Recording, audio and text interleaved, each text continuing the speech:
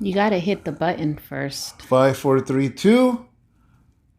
Good morning. You don't do it anymore. No, I do my own good morning. Good morning, everybody. It's whatever. You don't have to get all mad about it. Today is Wednesday morning for you guys. Tuesday evening for us. Yep. Before I forget, tonight, every Wednesday night at 7 o'clock California time, we have Bible study live. We have Bible study.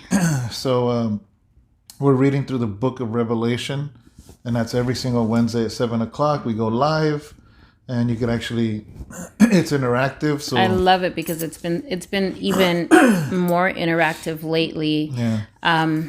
Because Revelation's a really hard book to really get a lot of understanding of, and so many people have different views and everything. But I love that we're going through it, and people are able to share what they feel, what they think, and just all of us come together. Mm-hmm. Yeah. So cool. If you are watching this and it happens to be on Wednesday, I always say it, but not realizing some people are going to watch it a month from now. I know. A week from now. But those of you that are watching this hot off the press, right out of the oven, Wednesday night's Bible study. Hot off the press, out of the oven. Yeah. Okay.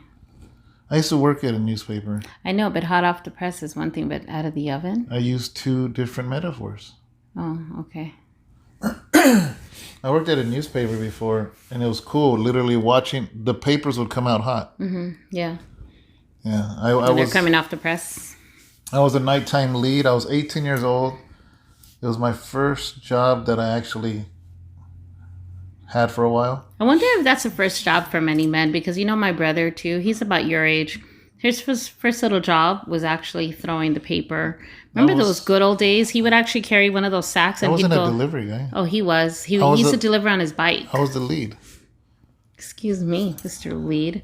Anyway, but I should have been the journalist. My big brother was actually the one that would be on a bike with a little big old sachet, and he'd drop and go and take the... I couldn't do that. I lived in the country. But I remember kids that had those jobs. Really? Yeah. How am I going to do it way out there? I know. But I was busy being a mouse in Chuck E. Cheese at that age, at a young age. I had that job for 1.5 years. That was the longest I ever had one. I threatened my boss. You're horrible, man. He wanted to fire me like maybe a year in, and I'm on camera, but let's say I convinced him not to fire me. It was kind of crazy. You were crazy, huh? So crazy. Let's change the subject now. Yeah, let's do that. Really, really good scripture today. Is it kind of a spin-off from yesterday, do you think? I kind of think so, in a sense. In a sense, because yesterday was a little harsh, but got no problem with that. But it opened an avenue to what we're talking about today.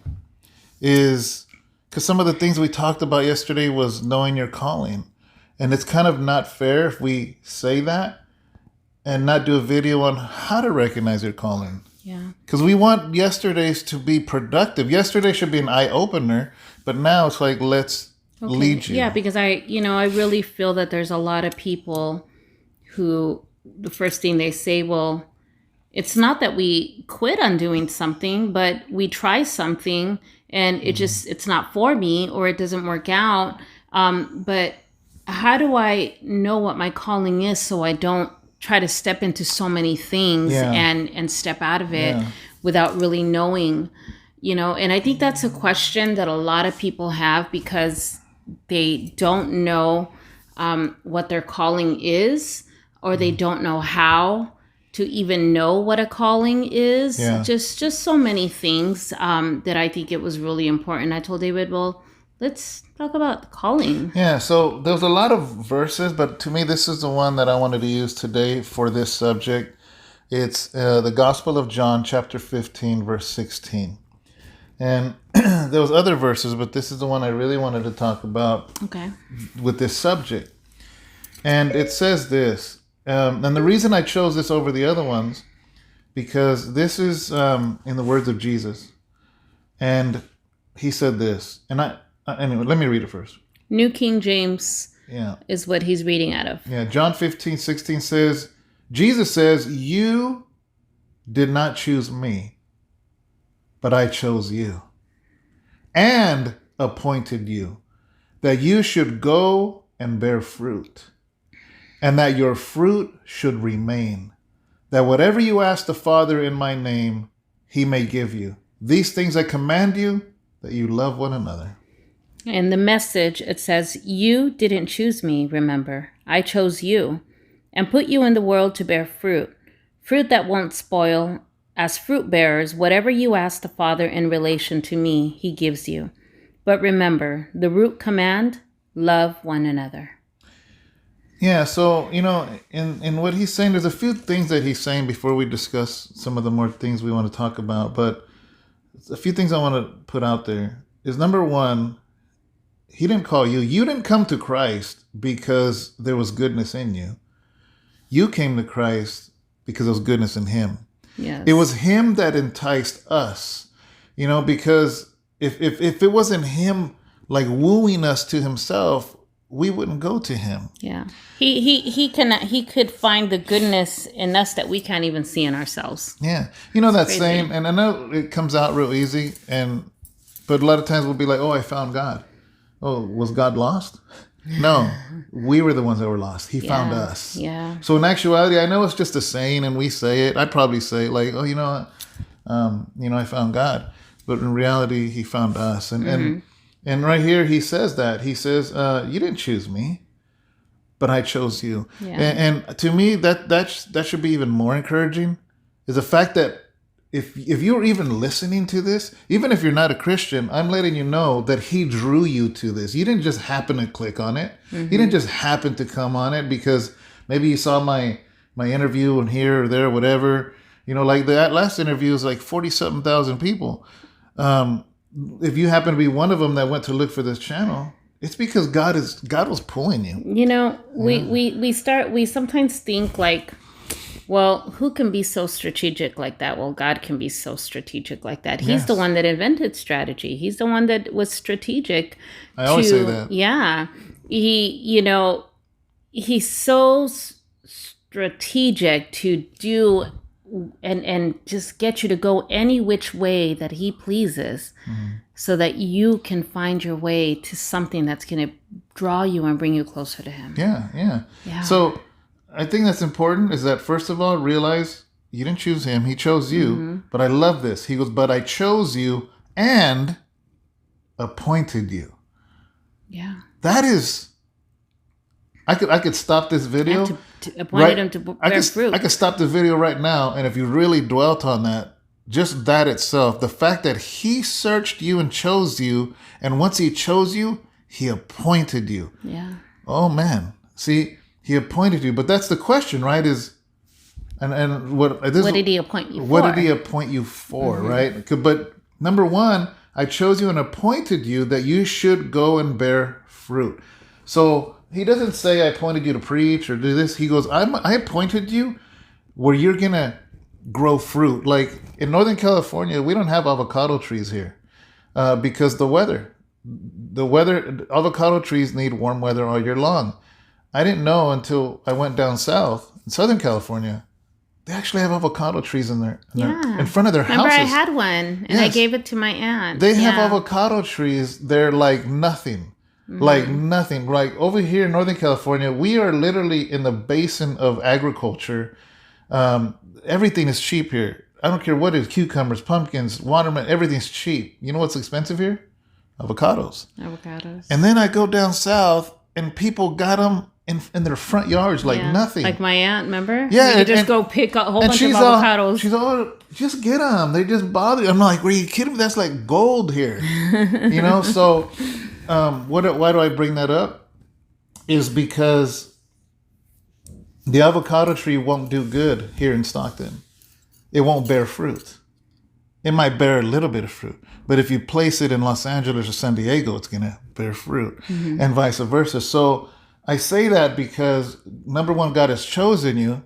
He's appointed you to bear fruit. So here's the question is, what kind of tree am I that I'm going to bear the most fruit? And that's the question that we want to talk about today. And the beautiful thing that when something bears fruit and it's actually picked, the following season it bears even more. And it continues to bear so much fruit. I even noticed that because I just wanted to take notice of it. When we first moved in here, there was 3 apples on our apple tree in the back. Remember? There was 3 apples, but we were happy with those 3 apples, so we picked them.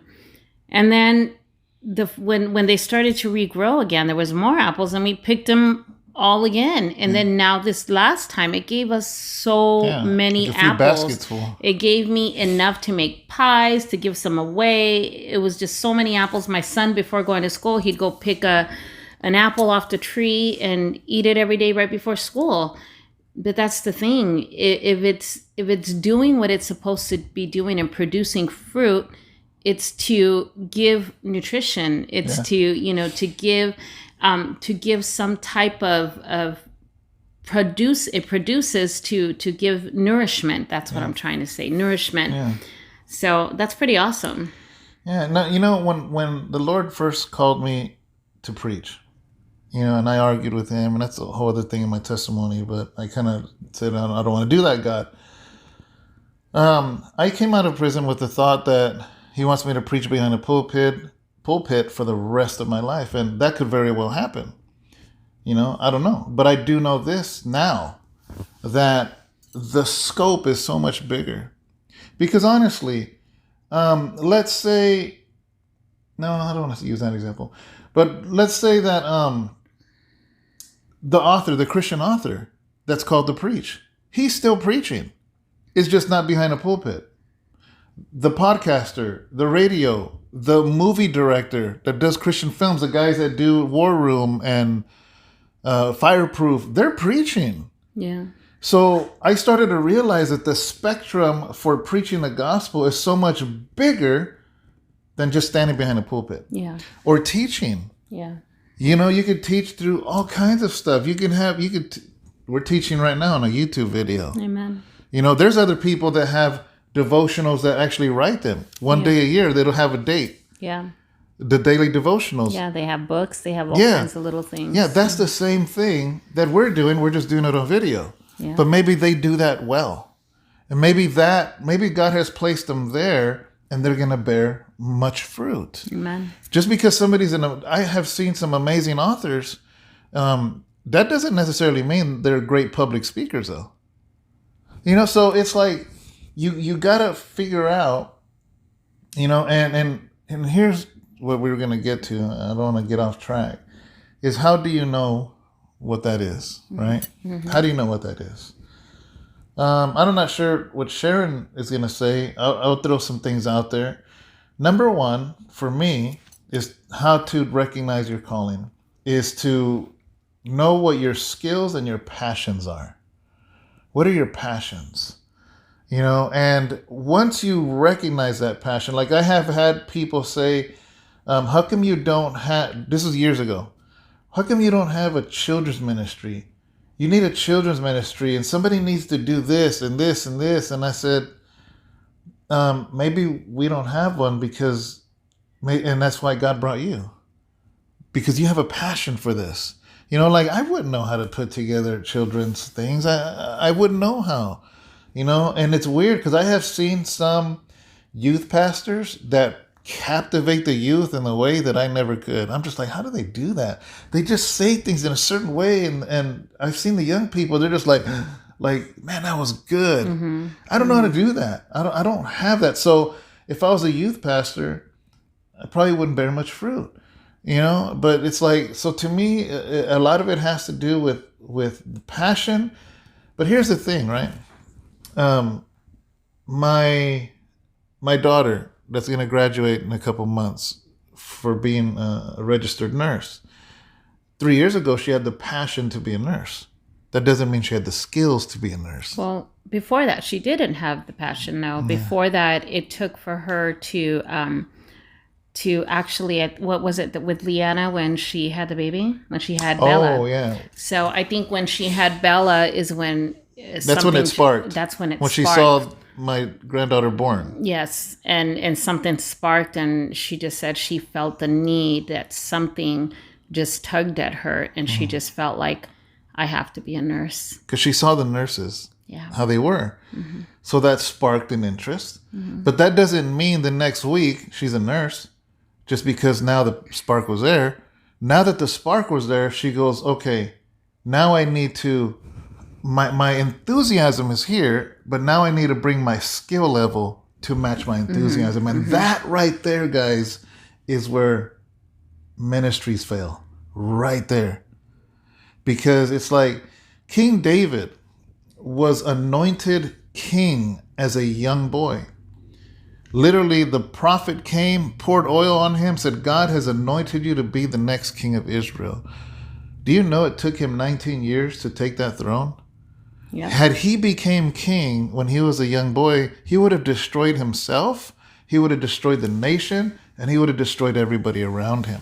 Yeah. And I think unfortunately, that's the problem in ministry, is that we have the passion and we jump right in. And that's hard. It's really hard because we get excited. You know, I realize because we don't know exactly what our passions are and everything, you know, I was becoming an X-ray tech. I went to medical school. Yeah. You know, I had already finished my whole, front office, my phlebotomy. I had finished all of that. What's front office? Front office medical. Oh, when okay, you're okay. doing the medical procedures and just never heard the that term basics. before. Yeah, there's back office and front office. Okay. You had to complete that in order to go on to your X-ray to be an X-ray tech. And so, I love people. And I have compassion, and I'm very helpful, and I love serving people, and that's my heart. Yeah. And so the thing is that I thought, well, maybe I need to become a tech or something in the medical field because I love people. Yeah. But see, the thing is that I realized that I had spent over a year and a half and a lot of money to go to school, and then I realized I don't want to do this. I don't want to do this. Not that I was scared of it or any of that, but the thing is that I just kind of felt like, yes, people are my passion. I love people. I love having the interaction and all of that. But something was not right. Yeah. In my heart, I just did not feel that this is where I needed to be. And so, after that, I just began really getting involved. I would do public speaking. I started, I was a big advocate for teen moms. I started, doing things with Adelante Mujer Latina, and El Nido, Friends of the Family. And those groups dealt with young teen moms, and the thing is that I was a teen mom.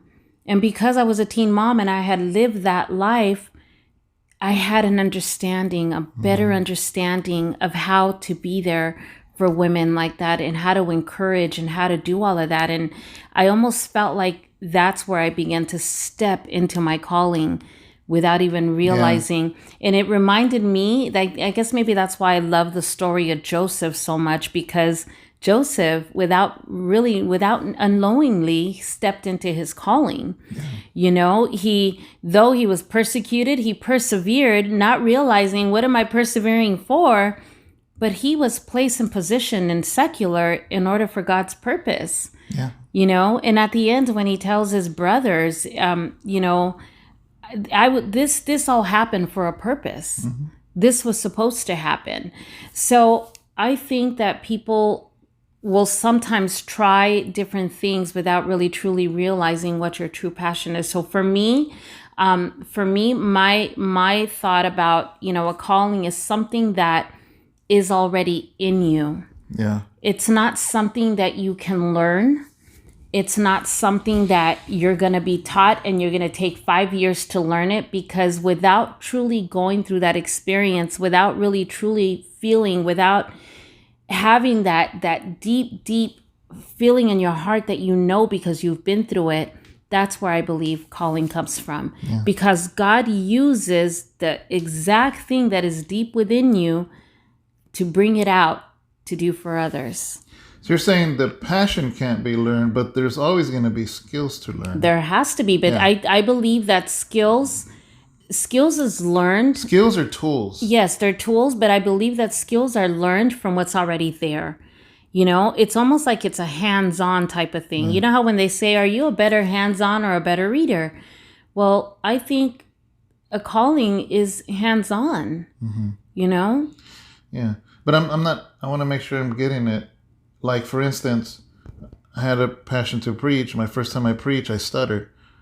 So because of that, I had to build up my skills in order to work my passion to the fullest. But until you got up there and you began doing it, because you told me your story that the first time you stuttered, it was really hard for you. But until somebody came back and re-challenged you and said, you did great, do it again. You're all like, no, I didn't. But the fact is that it was hands-on. Going back up there built your confidence in doing something that that was already embedded in you. But at the same time, I think that I have, I've met pastors that preach amazingly, but there's no substance because they never brought their skills up to their passion. That's why I was saying that. Like, I want to be real careful with that, because just because you have a passion to preach, you could be an amazing preacher for 15 years, but have no substance to it because you never bothered to actually study the stuff you're preaching. So you got to bring up your skills. You can have a passion to help people and want to be a nurse, but you can learn off of YouTube, or you can really go and become a nurse. And now your skills reach your passion. Agree with that. Okay. I agree with that. Absolutely. But I believe that people think that they have to come into that already knowing. No. But the thing is that you don't. It's something that it's taught and it comes naturally because, if it's something that you love, you're going to put all the effort, you're going to put everything in it without it being work. It's going to become that passion to do it because it's what you want to do. Yeah. So whether it be tools, reading, skills, whatever it be, all of that will come naturally and it will stick and it will stay because of that. Because you could say this. You could say somebody, they want to be a mechanic. And let's say they can't afford to go to mechanic school, so they just wait years. And you got another kid who wants to be a mechanic, and his dad has an old car that don't work in the backyard. And every time dad goes to work, he tears that engine apart until he learns how to put that engine back together, because he goes, maybe I can't go to school, maybe I can't learn, but you know what? This is burning inside of me so much, I'm going to fix that motor and I'm going to show my dad. You know what I mean? So there's a difference. Yeah, it reminds me a lot, like when you said that your dad being out on the ranch, your dad had to find, in order for him to do everything, he had to find a way of doing it because he couldn't afford to go anywhere else. And it became such a passion of his to be the handyman, to do all of that.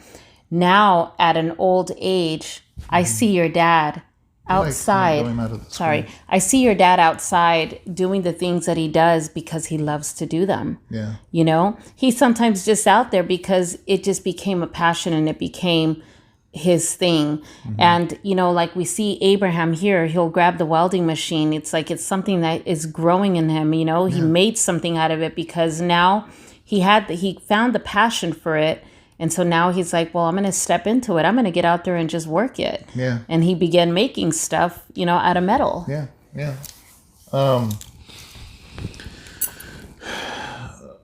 There's so much. I'm trying to think of what I wanted to say next, though, about that. What was I going to say? Oh, man, I hate dead time. You'll probably pause it. No, I'm not going to pause it. You're going to sit here in silence with me. But, I just think that, guys... Oh, this is what I was going to say. Sometimes I want to... You keep going, Okay. It's okay if they see my head for a moment. I'm gonna do it too. Stop it. My back hurts. Stop. Is I wonder, like, for me, it's liberating. Okay, the fact of knowing that okay, Lord, you called me to preach, and it's liberating for me to know that doesn't necessarily mean I got to stand behind a pulpit the rest of my life. I'm not saying I'm not going to, but I'm not saying I am going to, because God, there's chapters of our lives, you know. For instance, I don't know the future. To say that, you know, to say that I know that I'm preaching, whether it's behind a pulpit, whether it's opening other houses of rest and building up those pastors and pouring into those pastors, that could very well be a chapter of my life. Or I believe that too. Or this YouTube thing, or authoring books, or no matter what, all of it is preaching, you know. And even like the passion I have for film and movies, I don't know. So I would never say, okay, God, this is it. I'm going to stand behind a pulpit and every chapter of my life is going to be exactly the same. I don't know that. Yeah. So I say that to say this, is that sometimes I think it'd be good to implement, and we haven't implemented this at our church, but I wonder, you know, is to say, because like you said, you don't know what you want to do until you do it. Like you did that schooling for, what'd you call it? It's the blood, the X-ray. Oh, phlebotomy. Yeah, and then you're in it and you realize this ain't for me. And I wonder if there's a safety net to doing ministry of, like, say, let's say somebody comes to the church and they have a passion, but it's not directed yet. Yeah. And to say, you know what, why don't you do this? Let's see if their passion develops. And let's mark on our calendar. Let's open our calendars. Let's revisit this in 3 months. Set up a meeting, and let's revisit this in 6 months. Yeah. You know, and that way, in the same way I feel a freedom to know I don't have to be behind a pulpit, you know, is the same freedom I think we should give others. Yeah. Because then if they feel like, man, I don't want to step up and tell Pastor David, because then I'm stuck. But what if it was like, we're going to do a 3-month review and a 6-month review and then see from there? Because maybe it's not your passion. And then instead of alienating somebody, they actually feel like we're helping them kind of narrow it down. Yeah. You know, and I think that's good. I think that's a really, really good thing. But it doesn't justify, or it doesn't give anybody the opportunity to be lukewarm and be in and out. You get what I'm saying? Yeah. Because I'm just trying to figure out who I am, or I'm trying to figure out who I am in Christ or in this walk. Because being in any type of calling and all of that, that means that your life is right. You're leading down that righteous You can't do path. any calling until you're right. Yeah, it's important. Number one, obviously, because here's the thing with ministry, is that people can get hurt. Yeah. The potential was there to hurt people, and that's what makes it. You know, like you going to school to do phlebotomy or whatever. Well, you're hurting them because you're poking people. But actually, they were poking me. Yeah, but when you deal with ministry and you're trying to, there's a fine balance of narrowing your passion and your calling, and at the same time not hurting people along the way. Yeah. You know, because then you leave people hurt, you leave people confused, people don't know what's going on, and that's a really fine balance, guys. You know, I think I said it yesterday. When I started House of Rest Church, I was literally 1 year out of prison, 1 year and like 2 months out, and it was hard. It was really hard, you know, and I thank God that we're still here. Yeah. You know, because there's a lot of things that you're not going to learn unless it's hands-on. You know, like that's what you're saying in the beginning, is a lot of this stuff is, so there's a lot of things to balance here. Yeah. Is your passion, bringing up your skill level, not hurting other people, but yet trying to zero in on what God is calling you for. Yeah. There's a lot, and it's serious, and actually it should be serious. And I think the most important thing of it all, of everything above and beyond everything, is to make sure that you have that interaction with the Lord, because you need to be able to share and pray over these things too. This is really, really important, because prayer is everything. Without prayer, without a relationship, without all of that, Communication with God. yeah, with just communication with Him, how do you know if you're hearing God's voice or not? Yeah. How do you know if that's the calling for you? How do you know, because a lot of the times we get driven by our own sentiments and our own, we react on our own understanding. And we got to be very, very sensitive to where God's calling us, to where God's leading us, because if we don't do that, then we're going to be misled. Yeah. I really feel that I misled myself by thinking that's what I wanted, and the thing is it's not what I wanted. It's not where I wanted to be. So I think those things are really, really important, because like you said, you can hurt people along the way, but ultimately you're really hurting yourself, because what you're doing is you're robbing yourself of that time. You're robbing yourself of so many blessings and so many doors that could have been open to you. Yeah. And all you're doing is going through doors that just keep closing, because truly in your heart, it's not what you wanted. Yeah, and you don't want to be self-delusional. Yeah. And reach for something that you're gonna hurt yourself. Yeah. And that's not good either. No. I've seen people where they're just like, oh, we're ready for ministry. My husband's ready, but yet then the husband has no say so. Or, well, my wife is ready, but the wife hasn't, Yeah. And it's like, we can't decide for people what it is that God is going to do in their lives. Yeah. This is between you and God. Remember, we're carrying our own crosses. Mm-hmm. We're not here carrying anybody else's cross. We can't be in charge of somebody else's calling and say, well, that's what his calling is.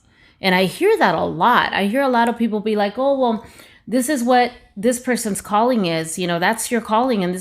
But how do you know truly what their calling is? Yeah.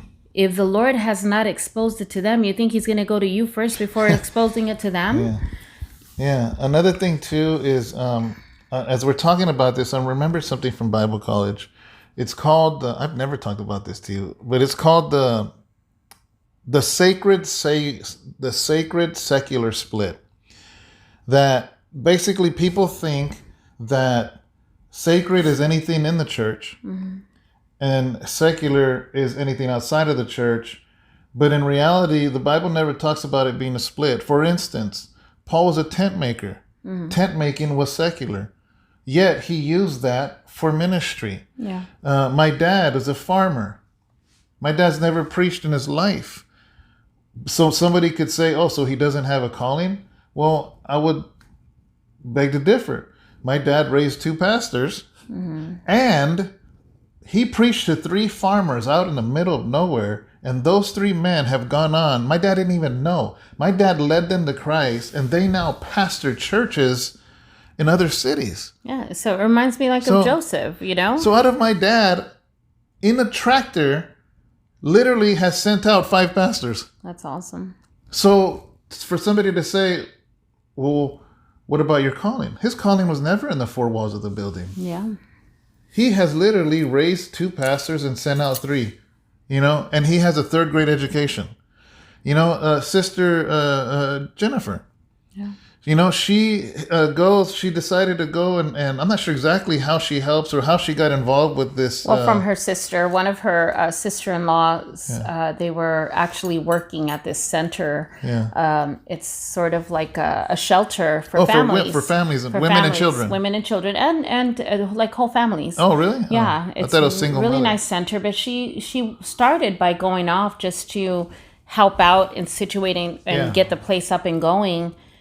And it almost feels like this is exactly where the Lord led her, because you see her heart so content, and now she cooks for the families. The children, she always tells them, the children run to me. Yeah, they love her. And knowing Jennifer, knowing her, I know that makes her heart sore. Yes. And it's like she is loved, she's needed, she's wanted, and she loves it to be able to go and just give her time, and so just because a calling is never confined to the four walls of a church, ever. Yeah. How can you contain the things of God in a building? You can't. You can't.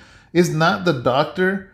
And if we tried to, we'd be selfish. It's not the doctor that helps people a calling from God. Yeah. Or the nurse, or the policeman that is going to protect people, the soldier. Do you remember when we found my brain surgeon? Yeah. You know, when we found when I came down here and I was about to have brain surgery, we found this brain surgeon. And here's the thing.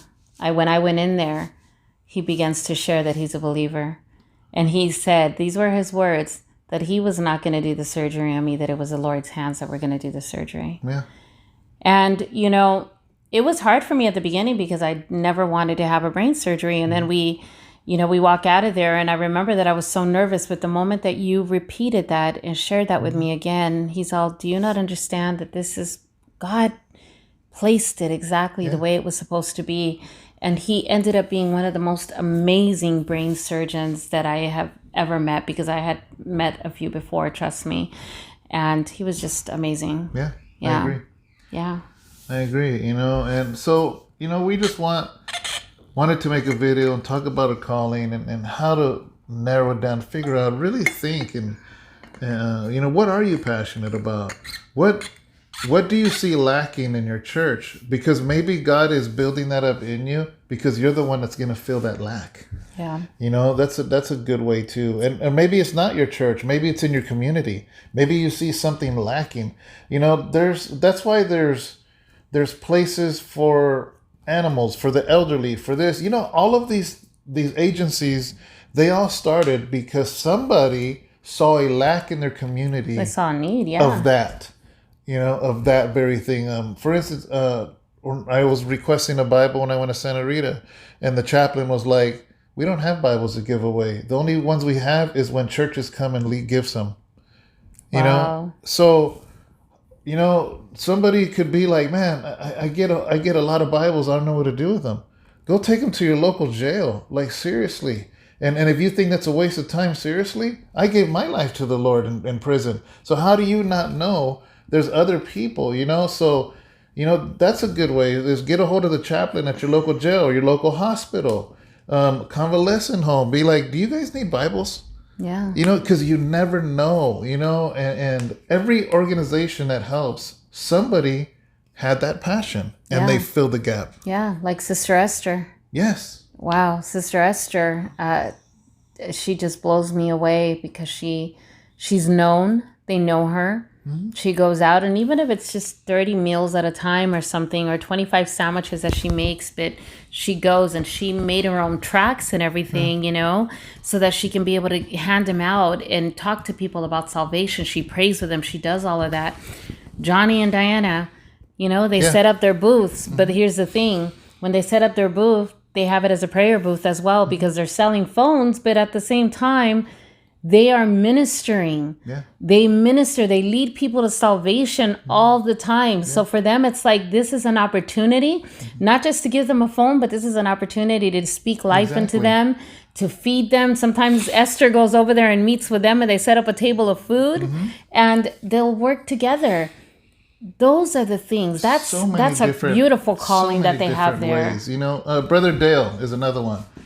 Brother Dale, he's an author, Vietnam vet. We wrote his book, and he made these cards, business cards. One side is the church of the address. The other side is promoting his book. And everywhere he goes, oh, my name's Dale. By the way, you should check out my book. It's on Amazon. It's a Christian book. And if you want to visit our church, it's on the other side of the card. Here's the address. That is his way of ministry. Amen. Everywhere he goes, he carries his cards because, you don't need a pulpit to share the gospel. Amen. That's his springboard. Yeah. His platform, and we got to find, Alfonso with this book. Yeah. I could keep going and going. Alfonso, he has so many people. God's Fingerprints book, and he has sent that book all over the world. And he tells people, hey, read my testimony. Sometimes he'll just give it to them. He'll be like, read my testimony, because if he feels led, and there's so many different ways. There's just so much. I've seen interaction with some young adults, with some of our youth even, you know, and when I see the impact that they have on our youth and the way they look for them and the way they want to talk to them and stuff like that, I'm like, man, I could really truly see them impacting and being a good example to some of these youth, you know. And sometimes here's the thing, that you don't go and tell somebody, well, that's your calling, the thing is that you just see it, you're just like, Lord, I bet you that's what his calling is, and you see it unfold organically. It's gonna happen because it's inevitable when there's a calling in somebody's life, and you can't stop it. You can't stop it. And you know what the most beautiful thing is that when the Lord shows you, but you just sit there and watch and observe and see it come into fruition. That is such an awesome feeling when that happens. I love when that happens. Yeah. And some people are very subtle with their calling, but my God, it's powerful. Oh, and yeah. I'm thinking JD and Sonia. Yeah. You know, they're very subtle. But they have a huge passion for marriages. And Sister Melodia for the intercession prayer. Yes. You know, it's just very subtle, but nevertheless, that doesn't. Just because something is subtle in the kingdom of God doesn't mean it's not powerful. Yes. You can be screaming on the rooftops, or you can be whispering. But guess what? Whether you yell out the name of Jesus or whisper it, it's still the same amount of power. And you know when you feel your calling and you feel that, you know, that things are going very slow, don't get impatient, don't give up, don't stop. Because if that's exactly what God has called you to do, you keep doing it, because seeds are being planted out there and people will come. You know, people will come. You know, like I realized, like our Monday prayers, the intercession prayers and everything, you know, even if it's just one or two people that are praying, but that's okay. Keep going, because there's going to be more. They're going to come. There's going to be more. The Friday Bible study started with just a few people. And now you have a whole little family, you know, like a whole bunch of people, you know, showing up to the Bible studies on Fridays, you know. The same thing with the Spanish. Everything will grow if you keep consistent to what it is that God has called you to do. But that's the key thing. Be consistent. Yeah. Be consistent, because if you love it that much, it shouldn't be any trouble to be consistent in something. I was talking to Pastor Carlos today, and he asked me how the podcast is doing. I said, it's going good, you know. And it's funny because I had to remind myself, because like some of them have, you know, 20 listens, 7 listens, 35 listens. I listened to like 3 of them today. Oh, really? And those aren't very high numbers, right? And I told Carlos this today. I said, I would have been discouraged to quit if I hadn't started a YouTube channel years ago. Because I used to put my sermons up and I would have like 2 views and I'd get so excited. 2 people watch my sermon. It was probably awesome. One was probably me, you know, but you know, but had I not known, had I not done that, I would have been discouraged with the podcast, you know. And I'm just like, we just started the podcast like 2 weeks ago. Yeah, it's at 500 and something listens to collectively. That's nice. All of them. That's good. You know, but when I looked at individuals, like 7 listens, 6, 14, 35, 12, you know, and I'm just like. And then I remembered, wait a second, how long did it take me to get that many views on YouTube? It took me months. It is not, you know, I don't understand how some YouTubers, they will put a video and get 1.2 million views. You know, I don't know how they do it, you know, but at the same time, I want to say this, when we have 200 or 300 views on these, I'm like, do you know how hard that is to put a video on YouTube and actually get 200 to 300 people to actually watch it? Like, that's a big deal. Like, we don't have 300 seats in our church. Yeah. What were you going to say? You know, I remember that whenever I'd enter a contest or I'd enter something or a raffle, and they'd be like, oh, you only want 1 ticket? I go, well, how many does it take to win? You know? Yeah. I'm like, and they're all like, well, you have more chances. But I'm like, but with how many tickets do you win? They said 1. I said, okay, then just give me 1. Yeah. You know, just give me 1 ticket. I don't need more than 1, because if it's going to be the 1, it's going to be the 1. That's all it takes. But see, that's the thing, is that even though you're doing these YouTubes, you're doing all of that, and even if there was just 1 person listening or 2 people, you know, that's a life saved. And if God spoke to you, which was 1 person within that prison, to come out and reach millions or thousands and all of that. It takes one. It takes one person. One person can change much in the world. You know, the small mustard seed can do and move mountains, you know. It's one. I remember last story, it's already 44 minutes. They kind of like the 50-minute things. Because you said one. Is I remember going, when I was first arrested, I was taken to Sacramento County Jail and I was put in isolation, or TSEP, or the whole. I was put in solitary. And that's when I surrendered to God. It was my third felony. I was sick and tired of going to jail, sick and tired of sitting in a holding cell. And I'm just like, I'm done, Lord, I'm done. I surrender to you. And that's the first time I asked for a Bible. And I asked the chaplain, I wrote this little grievance form, you know, and I said, I need a Bible. And I check off the chaplain. And 3 days later, he came and he goes, oh, you know, I came because you wrote this, but I don't have any Bible for you. He goes, but I'll give you prayer, you know, and he prayed with me. I'm like, yeah, I'll take whatever I can get. And it was an officer that he saw me because I continually kept writing every day to the chaplain. And this young officer, he was bald, white dude. I still remember his face. And every day I would ask him, you know, did the chaplain bring a Bible? Did the chaplain bring a Bible? And he's like, no. And then finally the chaplain came to see me and he heard, because the chaplain... It's almost heartbreaking to hear this. Sorry. He heard me, the chaplain pulled me, he opened the cell so I can come out and talk to him. And the officer was there, you know, and then the chaplain left and I was just broken, you know, and I went back to my cell. And the next morning, that officer, he knocks on my window. I said, yeah. He goes, you want a Bible still? I said, yeah. And he opens my slot and he goes, somebody left and I found this in their cell. And he gave me that Bible, you know, and that's the Bible I read in 45 days, you know, but it's like, and I say that because it goes back to a calling. That man had no idea, that officer had no idea what he was giving me. Yeah. Because everything you can say, in a sense, everything you listen to in these devotionals is because of that officer that gave me that Bible. Yeah. Everybody that gets affected, everybody that listens to the sermons, everybody, you know what I mean? Everything you can say, a lot of it had to do with that officer giving me that Bible, you know? And, you know, before we do go, I want to say this, though, because there's people that are just like, but I truly don't have a calling. And if you exist and if you have life, you've been through life, you've been through things. A calling is a testimony. Your testimony, sharing your testimony is a calling. Yeah. And that's really, really big. And we all have a testimony. And we all have a testimony. I don't care if somebody comes to me. I remember, you know, Diana said, well, I grew up in the church my whole life, you know, and I don't really have a testimony. And I said, you don't realize that's your testimony. Yeah.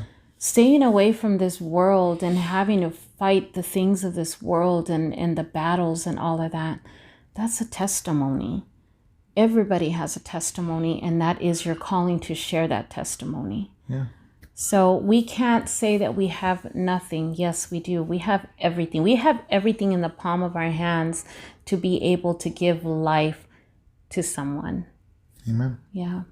So guys, we love you guys, and I pray that you guys have a blessed day today. And remember, if you're watching this on Wednesday morning, Wednesday evening, tonight, we have Bible study at 7 o'clock. We go live on YouTube and our Facebook. Give us a thumbs up if you like this video. If you don't, then give it a thumbs down. It keeps us balanced. And I promise I'll try not to get so tired. Only if David brings me home early on Wednesday so we can get our devotional done. I was so tired last week. Yeah, make sure you subscribe to our YouTube channel. If you're listening to this on a podcast, make sure you follow us. That way you can always get our stuff. But most importantly, please leave a comment. We really appreciate your comments. Thank you so much. Our website, I don't always say it, but it's www.houseofrestchurch.com. And if you just want to send an email or something, it's houseofrestchurch@gmail.com. So you guys can always write us, you know. I was really happy and excited when we got an email from the young lady that I sent the Bible to. Oh, yeah. And she was really happy she received it. Yeah. You know, and I praise God for that, because I love to be able to talk to people and just be able to hear the beautiful stories in their lives and what they share with us. Amen. Amen. Bye, guys. All right. Bye.